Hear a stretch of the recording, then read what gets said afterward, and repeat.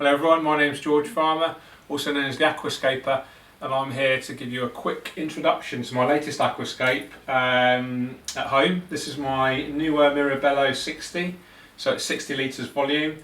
It comes supplied with built-in filtration at the back there, built-in heater which slots into the filtration unit, and also twin T5 lighting, which is really impressive. So there's like a Grow Lux Spectrum, which is like a real pinky hue, and then there's 10,000 Kelvin, so that's great for making the greens and the blues pop. So yeah, impressive lighting, makes a difference to the usual LEDs that we see these days, and arguably, you know, T5 does have some advantages over LED. So I aquascaped this originally at Aqua Telford last week on the NEWA stand for a company called Fintail, who are the UK's distributor of NEWA. And they've kindly given me this tank to play with, so always happy to aquascape new tanks, so it's what I love to do.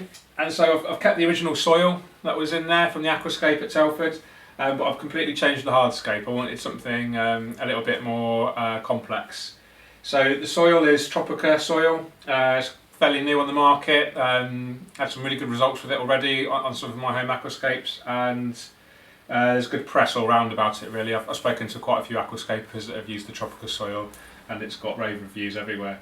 The hardscape in here, this is, I think it's called elephant stone or elephant rock. I got this from my local Maidenhead Aquatics, and it's beautiful. It's really intricate textures, kind of similar to mini landscape rock or Sirius stone, but it's got a lovely kind of brownish hue instead of that grey white that we see with the mini landscape. And the wood, I'm using red root, or some people call it spider wood. It's quite small pieces. I think there's 4 or 5 pieces in there, which I've kind of laid out to try and make it look as natural as possible. Really fine spindly pieces which look great in smaller aquariums because they give you that better sense of scale. So my main task for today will be planting this little tank, and over here we've got all my plants all prepared. Got plants here from a previous aquascape that I've stripped down ready. I did that last night, and I've just covered them with cling film to make sure they don't dry out. And then we've got some tissue culture plants which I was given by Denelay again at the Aqua Trade Show, so I probably plan to use some of those in there.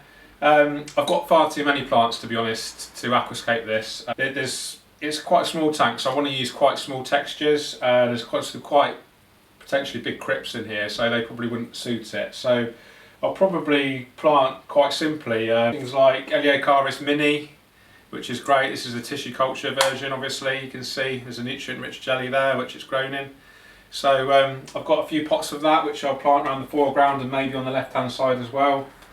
And then for the background, I think I'm going to plant this Juncus repens. So quite a rare, I would say rare, it's not very commonly used in aquascaping, so, but I think it's beautiful, and it just looks really kind of bushy and just a bit different, so I'll probably use that for the background on the right hand side.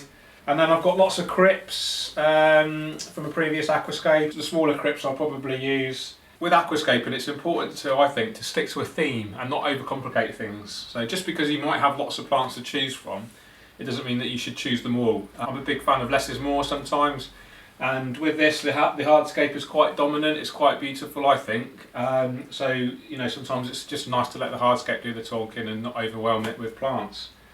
So that'll be today's plan. I'll do a quick video on the tank once it's been planted. It's just here temporarily at the moment in the middle of my living room, just because it's an easier workspace to use. But I will put it in the corner of the living room where the old tank used to be, which I've stripped down now. And that's it, guys, really. I'm really looking forward to planting. It does take a while. It's going to take me a few hours to get it right. I'll take my time, be patient, use appropriate tools. So I've got my UCAPS toolkit holder here, and I've got a basic toolkit in here at the moment. I do have more tools in my office, but these are probably what all I'll be using today. So we've just got some pin sets there, some straight pin sets, and some straight scissors, and that is a basic toolkit. So if you haven't got one already, these are the essential items that you need in your aquascaping toolkit. So that's it, guys. I hope you've enjoyed this quick video and a quick introduction to my latest NEWA Mirabello 60 aquarium. I will post updates appropriately, so please keep tuned. If you like what you see, please subscribe, please share with your friends. Thanks very much for watching. Take care guys, keep aquascaping. Cheers.